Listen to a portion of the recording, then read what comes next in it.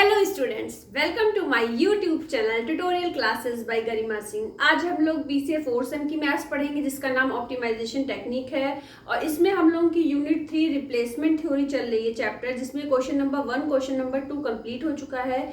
आज हम लोग करेंगे question number 3 and question number 4। ठीक है, तो यही 4 टाइप्स के ही क्वेश्चन एग्जाम में पूछे जाते हैं। इसके बाद आइए देखते हैं। सबसे पहले हमारा क्वेश्चन है, let the value of money be assumed to be 10% per year and suppose that machine A is replaced after every 3 years whereas machine B is replaced every 6 years. Then yearly cost of machine are given as under. अच्छा, एक तो years कितने given है, 1 year से 6 year तक, 1 2 3 4 5 6। ठीक है, और दूसरा कॉस्ट दी हुई है मशीन ए की और मशीन बी की। ये 3 चीजें आपको क्वेश्चन में गिवन है। एक तो ये मशीन ए की कॉस्ट और मशीन बी की कॉस्ट गिवन है। तो इस तरह के क्वेश्चन को हम कैसे निकालते हैं, तो सबसे पहले इसका फॉर्मूला देख लीजिए। Formula used, small D discount rate is equal to 100/100 plus R की पावर एन। एन क्या है, ईयर के लिए हम लोग एन की वैल्यू पुट करते हैं। अगर फर्स्ट वैल्यू निकालना है तो 0 रखेंगे एन की, सेकंड वैल्यू निकालना है तो 1 रखेंगे, थर्ड वैल्यू निकालना है तो 2 रखेंगे, फोर्थ वैल्यू निकालना है तो थर्ड रखेंगे वैल्यू, तो इस तरीके से 3 रखेंगे। ठीक है, तो हमारे पास ये 6 ईयर्स के लिए है, तो जब हम लास्ट वाले के लिए निकालेंगे तो एन की वैल्यू क्या रखेंगे, 5 रखेंगे। आर की वैल्यू क्या गिवन है यहाँ पे देखिए, 10% पर ईयर लिखा हुआ ना। Let the value of money be assume to be 10% per year. R की वैल्यू क्या गिवन है, 10।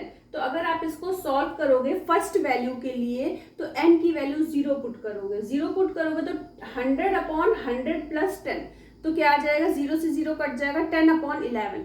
और एन की जगह फर्स्ट वैल्यू के लिए 0 रखोगे तो 10/11 की पावर 0, किसी की भी पावर 0 होती है तो वैल्यू क्या आ जाती है, 1, तो वैल्यू 1 आ जाएगी। फिर नेक्स्ट वैल्यू के लिए जब रखोगे तो n इज इक्वल टू 1 रखोगे, तो 10/11 की पावर 1 को चाहे आप लिखो चाहे ना लिखो, 10/11 को जब आप सॉल्व करोगे तो 0.9091 आएगा। ठीक है, अब चलिए क्वेश्चन देखते हैं करना कैसे है इसको। For machine A for machine B discounted cost at 10% rate. यहाँ पे है discounted cost at 10% rate. Cost given है, हमने लिख दी, यहाँ पे कॉस्ट गिवन है, हमने लिख दी। अब प्रेजेंट वर्थ निकालने हैं हम। ईयर 1 में उस मशीन की प्रेजेंट वर्थ कितनी है, कितने रुपए की है। ठीक है, तो हमने क्या किया, 1000 ये गिवन था कॉस्ट, 1000 इंटू 10/11 की पावर 0, जो अभी हमने आपको नीचे बताया, तो 1000 मिल जाएगा, क्योंकि इसकी वैल्यू तो 1 हो जाएगी। ऐसे ही इसके लिए 1700 इंटू 10/11 की पावर 0, तो 1700 आ जाएगी। प्रेजेंट वर्थ ईयर 1 में। ईयर 2 में प्रेजेंट वर्थ क्या होगी, कॉस्ट है 200 इंटू 10/11 की पावर 1। 10/11 को जब आप सॉल्व करते हो तो 0.9091 मिलता है, तो इससे आप 200 में मल्टीप्लाई कर दोगे तो 181.82 आ जाएगा। ऐसे ही मशीन बी में कॉस्ट 100 दी हुई है सेकेंड ईयर में, तो 100 इंटू 10/11 की पावर 1, तो 90.91। अब नेक्स्ट ईयर में 10/11 की पावर 2, 10/11 की पावर 3, 10/11 की पावर 4, 10/11 की पावर 5, ऐसे ही यहाँ पे भी 5 तक हो जाएगा। तो अब यहाँ पे जब पावर 2 आ जाएगी 10/11 की, तो मतलब क्या होगा, 0.9091 वैल्यू होती है 10/11 की, स्क्वायर है, तो मतलब ये 2 बार मल्टीप्लाई होगा, किसके साथ, सेकंड वैल्यू में 200 के साथ। ठीक है, तो आप भी कैलकुलेटर से सॉल्व करके देख लेना, यही वैल्यूज आनी चाहिए। तो अब आपने क्या किया कि ये जितनी वैल्यूज आई उसका टोटल कर लिया, तो टोटल क्या आया, मशीन ए के लिए 2648.64, मशीन बी के लिए टोटल आया 2765.23। ठीक है, वैसे आपको मशीन ए के लिए 3 ईयर्स के लिए ही निकालना था, लेकिन हमने 6 ईयर्स के लिए क्यों निकाला, क्योंकि इसका अभी यूज होगा। तो फिर हमें निकालना ही पड़ेगा, तो इसलिए हमने शुरुआत में ही निकाल लिया। 3 इयर्स के लिए क्यों निकालना था? क्योंकि क्वेश्चन में बोला गया है कि मशीन ए को रिप्लेस कर रहे हैं एवरी 3 इयर्स में और मशीन बी को रिप्लेस कर रहे हैं एवरी 6 इयर्स में। तो मशीन बी में तो 6 इयर्स के लिए निकालना ही था, पर मशीन ए में 3 इयर्स के लिए निकालना था। लेकिन हमें आगे जरूरत पड़ेगी इसके लिए, तो हमने दोनों का ही 6 इयर्स का निकाल लिया। ठीक है, अब देखिए ध्यान से कि अगर मशीन बी के लिए और मशीन ए के लिए अगर हम एवरेज निकालते हैं, तो अभी हम एवरेज 3 इयर्स के लिए निकालेंगे मशीन ए का और 6 इयर्स के लिए निकालेंगे मशीन बी का। तो अगर हमें 3 इयर्स के लिए मशीन ए का निकालना है, तो average cost of A for 3 years, तो 3 इयर्स को जो वैल्यू है वो ऐड करके 3 से डिवाइड कर देंगे, तो एवरेज कॉस्ट फॉर 3 इयर्स निकल आएगा 504.13 पर ईयर। एवरेज कॉस्ट निकली है, तो मतलब कितना जो है मशीन ए पे हर साल कितने रुपए खर्च हो रहे हैं, 504.13, ये इसकी हो गई एवरेज कॉस्ट पर ईयर। ठीक है, अब ऐसे ही मशीन बी के लिए हम 6 इयर्स के लिए निकालेंगे, क्योंकि क्वेश्चन में यही बोला है। तो टोटल हमने लिया और उसको 6 से डिवाइड कर दिया, 6 से डिवाइड करा तो हमें मिला ₹460.87 पर ईयर। ठीक है, अब देखिए कि मशीन ए का 3 इयर्स के लिए एवरेज कॉस्ट 504 है और मशीन बी का 460 है, तो कौन सा कम है? तो क्वांटिटी कम है आपकी 460 वाली। तो 460 अगर कम है, मतलब कम उसमें जो एवरेज कॉस्ट कम आ रही है, तो इसका मतलब कम रुपए खर्च करने पड़ रहे हैं हमें बी के लिए। तो हम क्या लिखेंगे, since average cost of B is low, hence B will be क्या, machine B will be beneficial. Machine B beneficial होगी भाई, जिस मशीन पे हमें कम रुपए खर्च करने पड़ रहे हैं हर साल, मतलब जो एवरेज कॉस्ट आ रही है उससे हमें पता चल रहा है कि मशीन बी पे कम रुपए खर्च होंगे, तो हम मशीन बी को ही लेंगे, ए को क्यों लेंगे? ठीक है, तो अब देखिए, अब एक क्यों हमने ये मशीन ए के लिए 6 इयर्स के लिए निकाला। अगर हम मशीन ए और मशीन बी दोनों की अगर हम प्रेजेंट वर्थ निकालें, तो प्रेजेंट वर्थ देखिए मशीन बी की 2765.23 है, मशीन ए की 2648.64 है, अगर हम 6 ईयर के लिए देखते हैं। ठीक है, अभी तो हमने इसकी 3 इयर्स की देखी थी और बी की 6 इयर्स के लिए देखी थी। तो अगर हम प्रेजेंट वर्थ देखते हैं दोनों की 6 इयर्स के लिए, तो किसकी कम है? तब जो टोटल वैल्यू किसकी कम आ रही है, 264, ये वाली वैल्यू कम आ रही है। तो हम फिर क्या लिखेंगे कि हमें कौन सी मशीन को यूज करना चाहिए, मशीन ए लेनी चाहिए, ना कि मशीन बी। तो उसके लिए भी हम यहाँ पे स्टेटमेंट लिख देते हैं, तब तक आप व्हाइट बोर्ड से अपनी कॉपी में लिख लीजिए।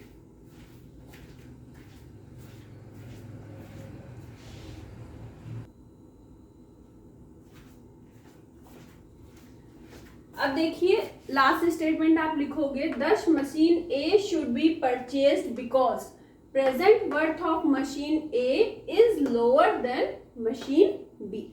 ठीक है, तो इस तरीके से आप लास्ट में लिखोगे, क्योंकि क्वेश्चन में उन्होंने पूछा है व्हाई, ऐसा क्यों होगा, तो फिर आप इस तरीके से लिखोगे। अब हम लोग करेंगे क्वेश्चन नंबर 4। क्वेश्चन नंबर 1, 2 हो गया प्रीवियस क्लास में, आज हुआ है क्वेश्चन 3 और अब हम लोग करेंगे क्वेश्चन नंबर 4।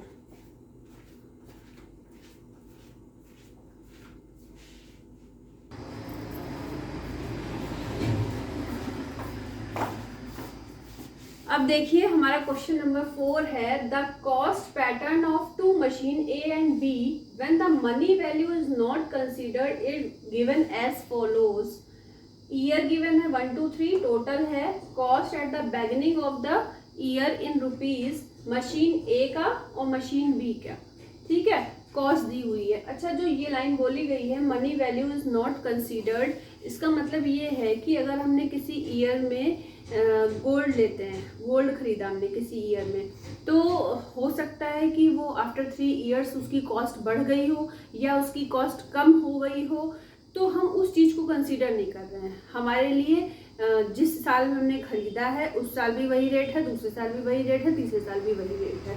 तो ये इसमें बोला गया है money value is not considered, कि जिस रेट पे हम सामान ले रहे हैं उसका हर ईयर में रेट उतना ही है, कुछ भी मनी वैल्यू कंसीडर नहीं की जा रही है। ठीक है, अच्छा, अब देखिए क्वेश्चन और आगे क्या है, find the cost pattern of each machine when money worth is 10% per year and hence find which machine is less costly. ठीक है, तो सबसे पहले हमने लिखा total expenditure of each machine in 3 years is equal to 2200। देखिए इसका भी टोटल 2200 है, इसका भी total, machine A machine B का दोनों का टोटल क्या है 2200। When the money value is not taken into consideration, जो क्वेश्चन में बोला गया हमने आपको समझा भी दिया है, thus the 2 machine are equally good.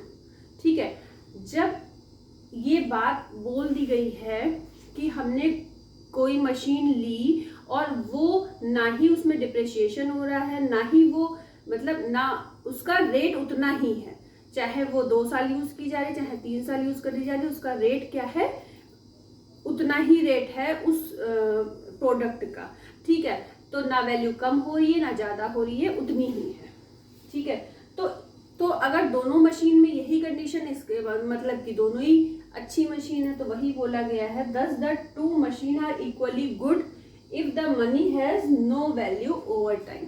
ठीक है, फॉर्मूला हमारा पहले वाला यूज किया गया, बस यहाँ पे v लिख दिया गया डी की जगह पे 100/100 प्लस r की पावर n की जगह अगर हमने 1 लिया तो 10/11 की वैल्यू 0.9091। अभी अब प्रीवियस क्वेश्चन में आप पढ़ चुके हो।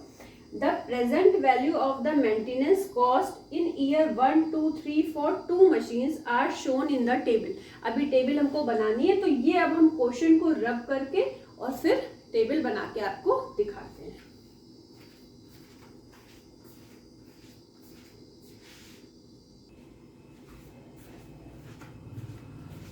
अब देखिए जैसे हमने प्रीवियस क्वेश्चन में किया था, यहाँ ईयर लिख दिया, यहाँ मशीन ए और यहाँ पे मशीन बी, दोनों रुपीज में निकलेंगी वैल्यू।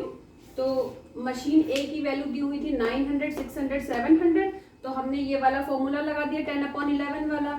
तो सबसे ऊपर 10/11 की पावर 0 तो 1 आ जाएगी, तो दोनों में हमने 1 से मल्टीप्लाई कर दिया, तो 900, 1400। फिर 600 इंटू 10/11 की पावर 1, तो अब हमने 600 में किससे मल्टीप्लाई कर दिया 0.9091 से, तो हमको ये मिल गया। ऐसे ही इसमें 90.91 मिल गया।